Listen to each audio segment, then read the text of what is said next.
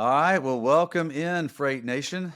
Man, do we have a fun day for you set aside? This is kind of a normal Freight Nation. You're going to hear a story about somebody's business operation and what makes it great. And I got a great owner operator on today. And you're going to get a little international flair today because he is from another country. He lives in another country to the north of us. But you're going to get something really unique today on the podcast because it's just a great story. It's just such a great story. And if it doesn't bring a little tear to your eye, I'm going to have to check your heartbeat today, Freight Nation. So, as I said, thanks for coming in, Freight Nation, today and being a part of Freight Nation, a trucking podcast from Truckstop.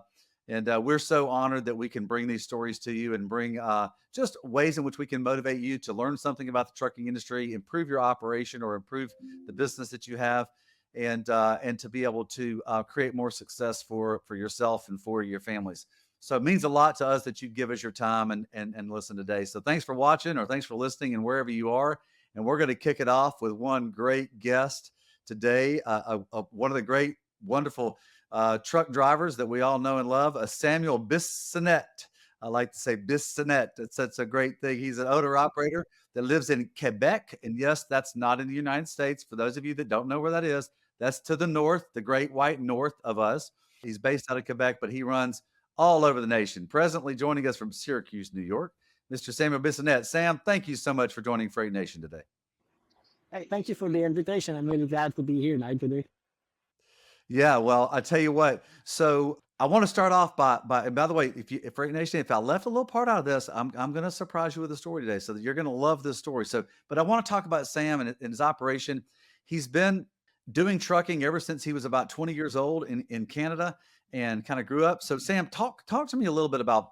All right, so you were a young man when you got into trucking. You didn't get in when you were 30, and because you're barely over 30, you're 33 right now, which means you've been doing it for over a decade. But you got in as a young man. So what was it when you were a younger guy that said, "Nope, trucking's for me, man. I'm going to get into it. I'm going to own a truck and I'm going to drive a truck." What's going on? How'd you get into it?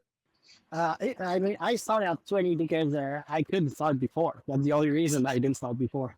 Started because you couldn't but start yeah, before. I love it. Yeah. yeah, that's right, that's right. Yeah, since I can remember, I was driving truck when I was like really young, like 6 or 7, 8 years old, and I always like trucking. I always like truck, and somehow I'm not from a family of trucker. I have my uncle who did some trucking just a little bit between two carrier. But when I was younger, like I decided to do other stuff, and it kicked me in when I got my driver license. Like I said, no, I need to be in the trucking. I want to drive a truck. I really like looking truck. I really like everything about trucking. And so yeah, I just decided to be follow the instruction to become a trucker. We have like a school up in Canada who's doing like learning trucking everything. And I did that, and since that first day I get there, I was passionate. I still love trucking every day. I still love like as much as I did at the first time. It's really inside me. That's fantastic. So I love this. All right, so Freight Nation, listen up here. Sam uh, got into trucking at 20 because he couldn't get in any earlier. So it's in his blood. It's what he loves to do. I love what you said. You've been drawing trucks since you were 6 or 7 years old, and you even like thought about doing something else. But trucking was really what you wanted to do and how you wanted to create success in your life. And so I got my T-shirt on today. It says Trucker Nation right there. Sam, That's nice. yeah, you That's like nice. it? I love it. I got a hate you I'm gonna weirdos. have to make a bunch of these and send them out to people because I've had people I have requests on. "Oh, I want that T-shirt because it's unique." All right, because you're not going to find it anywhere else. But we actually were making them in America on the back, putting them on the back of shirts. And I said, no, no, no, I want one on the front. So I got my Trucker Nation on the front. The reason I bring this up, Sam, That's nice. That's really nice. we'll get you one made, man. So the reason I say this is that trucking is a universal thing. It's not an American experience. It's not somewhere else. It's a universal desire for a certain set of people that just really want to be in the truck, behind the wheel, going down the road, experiencing freedom, leading their own destiny, chasing their dreams. of being a successful trucking operation. So I wore this shirt especially for you today, Sam, because you know you're like, let's see here, let's see, you're like up here, you're like up here in Quebec. Yeah, yeah, right there, right there. Yeah, yeah. It's a little bit on the other side of the lake, of the Oh, Great that's Lake. okay, right. I got you. So, Yeah. I guess it's over here, maybe over here. Okay. No, Oh, on the oh other my side. God. So more on east side. Yeah, yeah, around there, around the. I'm pointing all different kinds of ways because it's reverse on the camera to me. But look, so I bring that up because it's super cool. So, all right, look, what was the first truck you drove? Tell me about it, or tell the Freight Nation watchers and listeners about the first truck you drove and what it was like that first time you got behind the wheel of a really big truck. Yeah, I mean the first truck I drove, like when I get out of school, because when I was in school, the first truck I drove, I think it was a international Pro Star. Yeah, yeah, that was an international Pro Star. But the first truck I drove as a company driver was a Freightliner Columbia. Uh, yep, yep, that was a 2000. I think that was an '02. I'm not sure yet, but that was a Freightliner Columbia, and with a cats in it and the 13 speed, and I really like it. I mean, I wasn't supposed to drive that day. I was just going to see a job interview, and the guy told me, "Hey, I miss a driver. Do you want to just go a delivery, make a delivery for us tonight?" I was like, "Of course, yeah, I would do it." He just sent me with the truck alone, and I was like, I was in love. I was in love. Yeah, I didn't want to get back to the to the company. So wait a second here. So you were there was like an empty truck and the driver didn't show up and he needed a driver and he said, "Hey, do you want to drive?" Is that kind of what happened? Yeah, and he didn't know me. He didn't know me at all. I mean, I was just first day there.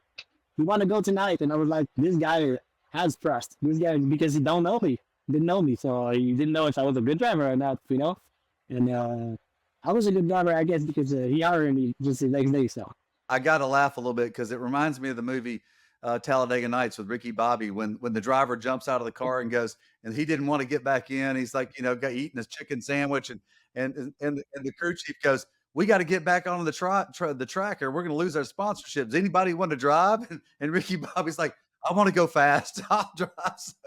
so I want to go, man. Yeah, You made me yeah. like This is a great that's movie. Yeah. fantastic. So you got in, you're driving. So your first truck was a that you drove across the highway and you jumped in like Ricky Bobby, as we were talking about from Talladega Nights, was a Freightliner Columbia. And so what was the first load that you hauled? What was in the trailer? That was an empty trailer. I need to get switched down to Montreal to pick it up in a food trailer of LTL stuff, and that was a dry box.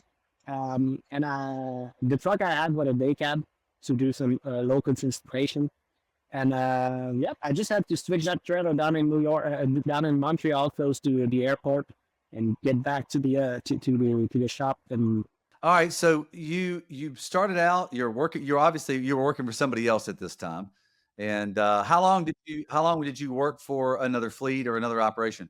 I did work there for around 3 years, and then, like I said, my wife decided to drive with me. And when she got her license, we just go to work for a guy who had two trucks. He was an owner operator of a two truck, and we started to do some U.S. transportation sort of there. And the truck I have, go ahead, sorry. Now, how long did your wife ride along with you in the truck or drive along was part of the operation? She drove for not so long, maybe a year, couple months, maybe a year, and yep, yep. And when I did drive for this guy for a long time, I did drive for him, and this guy decided to stop doing some trucking, so he just sold me that truck. That the yeah, sorry, he sold me the second truck I have for this guy, who was a 389 Peterbilt, a '09, and I just bought this truck for from this guy, and then I started driving alone. And my wife decided to starting doing some business work at home, rate information, paperwork, custom, and other things. Right. So your wife and you rode together for a while, and then what was the point where she decided, or you guys decided that it wasn't best for her to be in the truck, and she was going to be doing something else. What drove that decision? I think it's kind of a lifestyle. It's a hard lifestyle, So it's not meant for everybody, and that was a little bit hard on her. And also, uh, when we started to be like owner operator, she decided to just stay home and do all this business.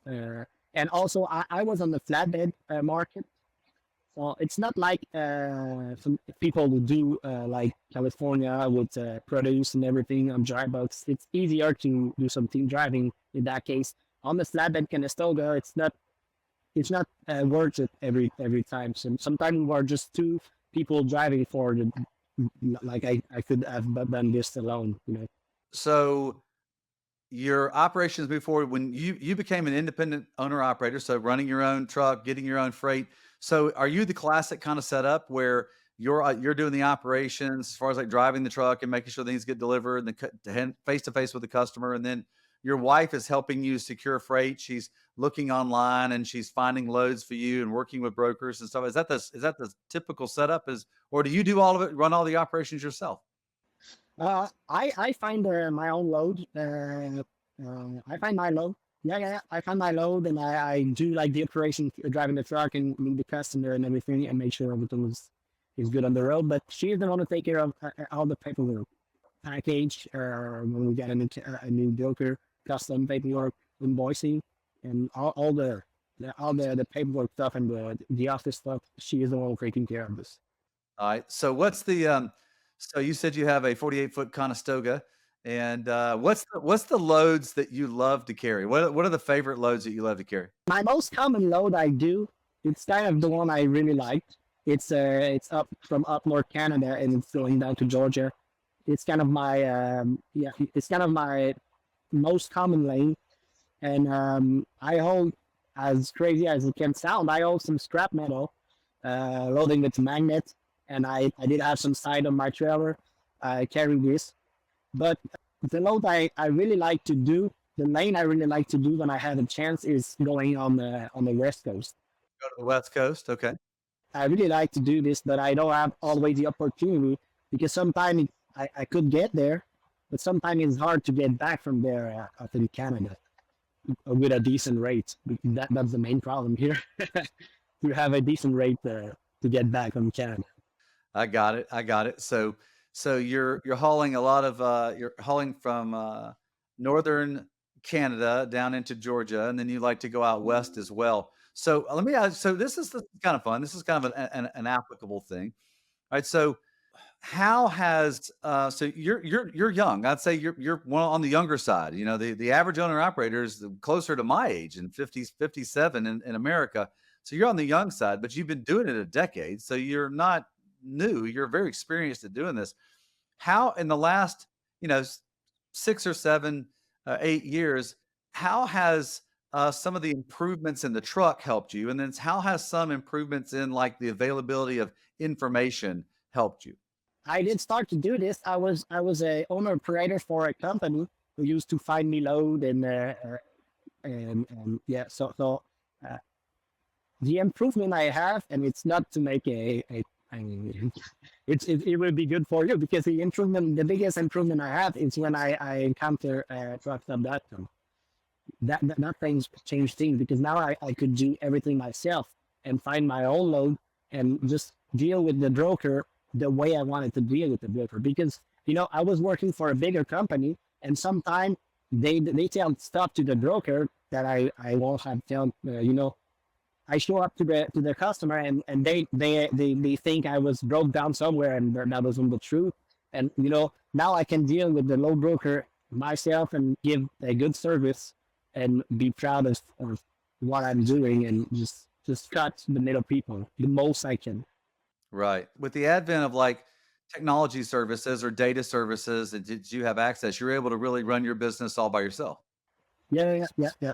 I do this 100% on myself for a couple of years. Yeah, and I really like that. I mean, this is what I like the most. You said you really like that part of it? Yeah, I really like that. Yeah. I could give I mean, I could give the 100% of my hard work, and could show because the broker know what I'm doing, and they know that I give good update, and they know that I keep them posted the most. Yeah. Right. So the technology has allowed you to help give, sort of like meet the conditions of the broker that needs for you to inform them on what's going on. It's in so let me ask you a question. Are you now it's been a little bit of a tough market lately. Are you more optimistic about trucking or maybe a little not as optimistic about trucking right now? I'm optimistic because now we are in down of a wave. I don't know if it's clear, and so I'm optimistic because I think that could be worse, really. So I'm optimistic that'll be better in the future. Just we need to hold on and be strong to be able to get there. That's the most thing. But I think that'll be better in the future. Yeah, it's always kind of a up and down. So now we're in the down. We going to up, I guess. Yeah, I got you. I got you. Fantastic. So what type of truck are you driving right now? Now I had a 2020 Freightliner Cascadia. I first bought it because I used to have, like I said, my first truck that I was on my authorities. That was a 389 Peterbilt, 2009. I really like that truck. 389 Classic. I got it. Yeah. Yeah, yeah, I really like that truck. That was my dream truck. And I drove that truck, and my brother decided to came with me doing some driving. Yeah, we were planning to. In fact, my brother and my father just decided to go and take the trucking school because they saw what I'm doing and they were interested to it. So both of these did go to school at the same time, and so my brother get to drive with me a little bit, and I decided to buy a 2020 Freightliner Cascadia because I wasn't sure if I'm gonna try to do some team driving with him, and that wasn't the case. So for a little bit time, I got two trucks, and my brother was driving the 389, and I was driving the Freightliner. One time, we were my brother was in the customer, and just a big forklift drive back into my Peterbilt. He was total. So that was the end of my adventure with two trucks. A fork truck totaled your 389. Kind of a big loader, yeah, fork That's a truck. big fork truck. Oh yeah, that was a big one with big coil and everything. Just back, never looked behind and back right into the truck, and he was total. That was the end of the two truck company. Well, I'm glad your brother. I'm assuming your brother was okay. Yeah, my brother was fine. Yeah, my brother was fine there. Just the truck. That was just the truck. That was the good thing, but yeah. So, what would be your encouragement to other truck drivers, owner operators out there about getting into trucking? What would you say would be these are the two or three things I'd say, hey, look out for, make sure you do. Don't do it this way. What are the few things that you'd say to an up and coming owner operator? I think the most important thing is to be sure that you want to live the lifestyle, because if you want to become an operator, I mean, it will not be like you are just an employee. You have to take care of way much more stuff. I'm not sure in this market. I'm not sure it's worth it for money thinking. I mean, financially, I'm not sure if it's worth it right now to do this. The only reason you can do this is because you're passionate and you want to take care of everything. You want to live that life, working on the truck when you're off. You mean driving, maybe working more hard than you will work if you are an employee. But I think if you are willing to do this, the next step is just make sure you look out the number before you take a load. Just know how much it costs you to run the business, and now when you know this, you can know if this load is worth it or not. If you're gonna lose money, because if you lose money on 10 miles, you're gonna lose money on 1,000 miles. It's you need to be to take care of taking good load and giving good service, because as an owner operator alone, you cannot give the service of multiple truck, and like the only thing you can make to show what you need is giving good service, good updates, taking care of load, taking picture, making sure everything is legit, making sure everything is matching the bill of lading, and I think that's the cue of owner operator here. It's good service with broker, so they can remember you and give you more loads, and now you can try to negotiate better price when they know this. Well, that's hey, all right, Great Nation. Sam just gave you three great points of view on and advice on if you're going to get into the business or you're running a business to do it. All right, make sure hey, number one that you're committed to the lifestyle. All right, because it's not easy and it's not for everyone. So make sure you're committed to the lifestyle because that'll really drive your attitude towards everything. Number two, you're looking for freight, make sure that freight can be profitable for you. Make sure you know your numbers, that you know how what your operation is, and that you can make money on that. Because, like he said, if you lose money on 10 cents on a few miles, you're going to lose 10 cents on thousands of miles. So make sure that you know your profitability. And then in the end, this is always the standard, right? On anybody being a business owner, got to give good service to the customer, no matter whether it's the broker, the customer, the shipper, the customer. You got to make sure you're giving good service because that allows you to what you said was negotiate for better rates the next time. So super important, super important. All right, Sam. All right, Sam. That's been great stuff. I love hearing about your operation. I know other owner operators, Freight Nation watchers and listeners that are owner operators or want to be owner operators will draw a lot of it, a lot of enthusiasm and encouragement around your operation and your enthusiasm and maybe even some more Canadians will jump in there and jump behind the wheel as well. I want to shift it to the reason why I got introduced to you. You have a phenomenal story. So look, it's and this is all around sort of like a best friend companion that's in the truck with a lot of truck drivers. And I'm talking about that buddy in the next seat. I'm not talking about a partner driver or something like that. I'm talking about a pet.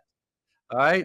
So you have a very unique situation where you have not one, but you have two dogs in the truck with you, both Denver and Dallas.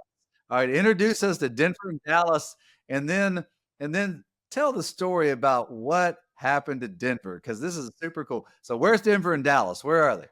They are right there. Here is Dallas with more, and Denver. Oh Yeah, yeah! Denver. Oh wow! He's a German Shepherd. He's huge. Yeah, he's a Belgian Shepherd. In fact, yeah, it looks similar. Yeah, Belgian Malinois. Is he a Malinois? Yeah, he is a Malinois. Yeah, both of these are Malinois. Oh Yeah, wow! you don't know. That's Yeah, where's Denver? Where's Denver? I gotta see he's Denver coming here. right here. Yeah, Come on, Denver. he's Denver. Oh, there he is. Hey, Denver. Denver's a little more shy than Dallas is. Oh, he's calmer. He's calmer. I got a third one at home. She's a golden retriever. Yeah, she's a golden retriever, and her name is Phoenix. Oh, you have a third dog. A third dog. Yeah. I misunderstood the translation between French Canadian and English. I thought you said turtle. Oh, no. No, no, I got a third one. What's the third dog's name? She is a golden retriever, and her name is Phoenix. All right, Golden Retriever Phoenix.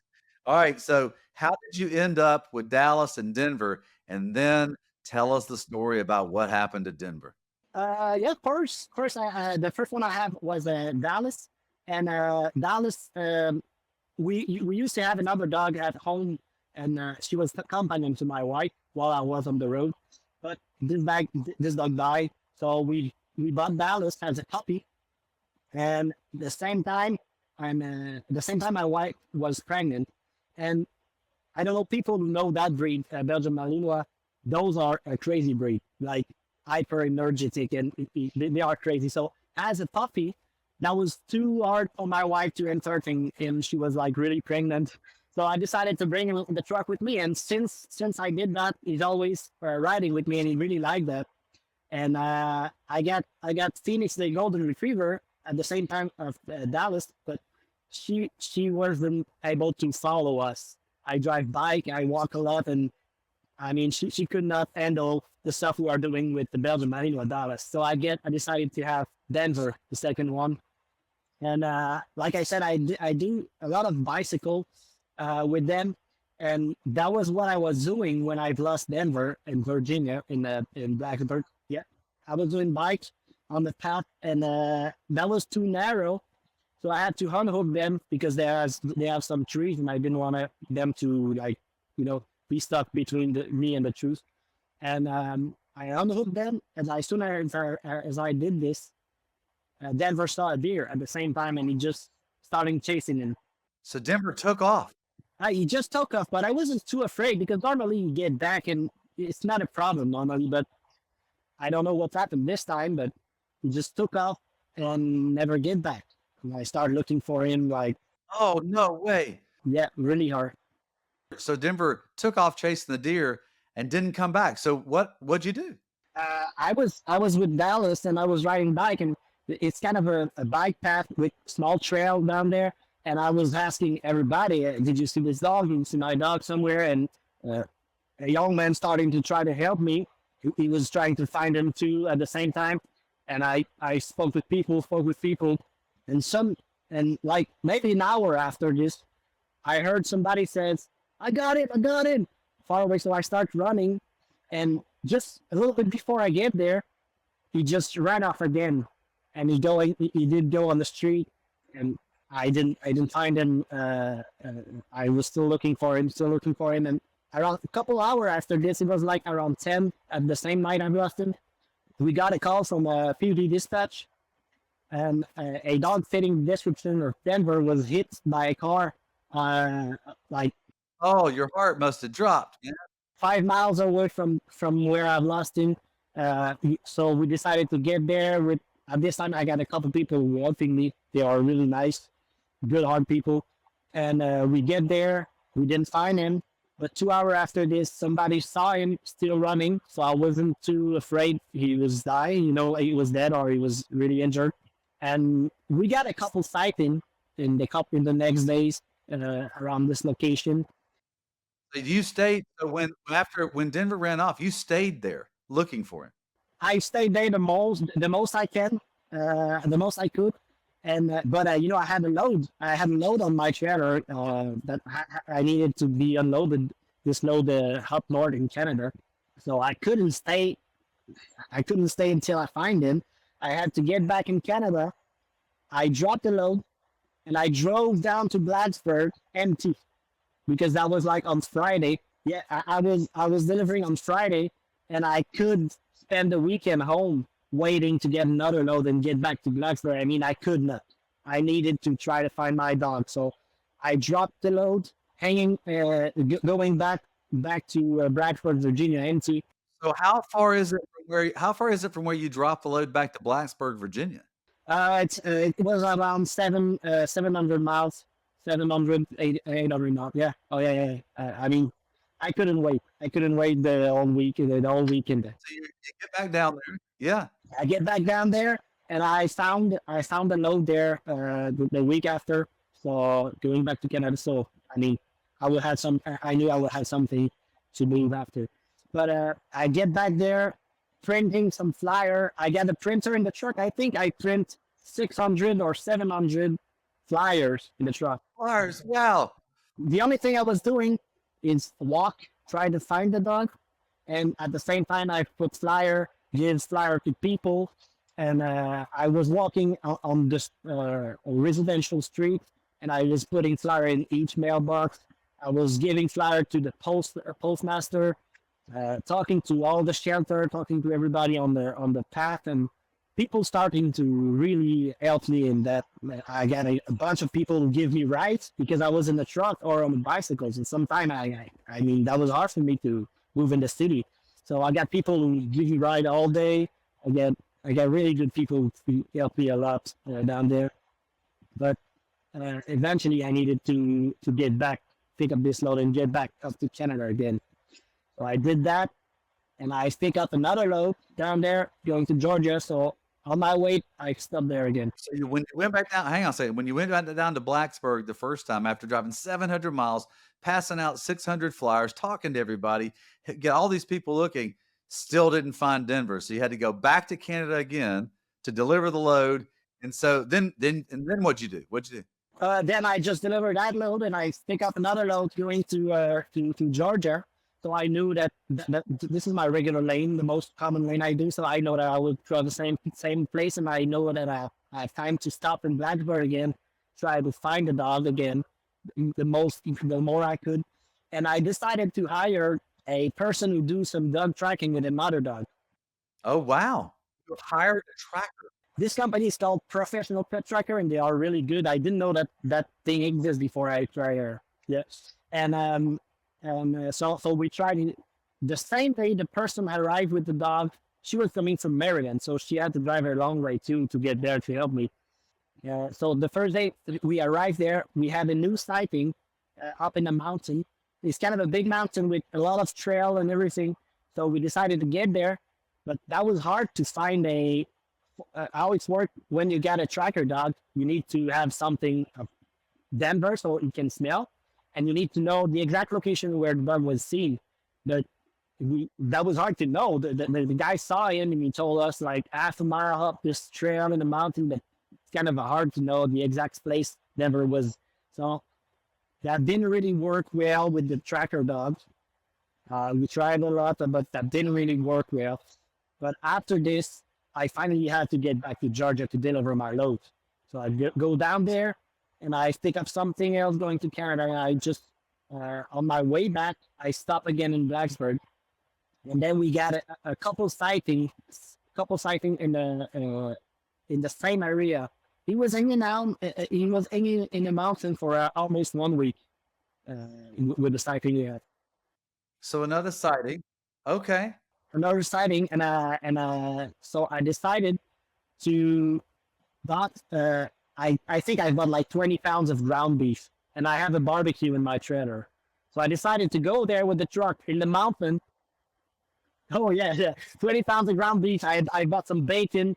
I bought some. Yeah, pretty much it. Yeah, and I decided to go in the mountain. I get there, bobtail. That was kind of a trail, man. I was full luck on the truck and tried to get in this place to set up a barbecue. And I did some barbecue for like 10 hours nonstop. I was burning beef for 10 hours nonstop, big smoke, everything.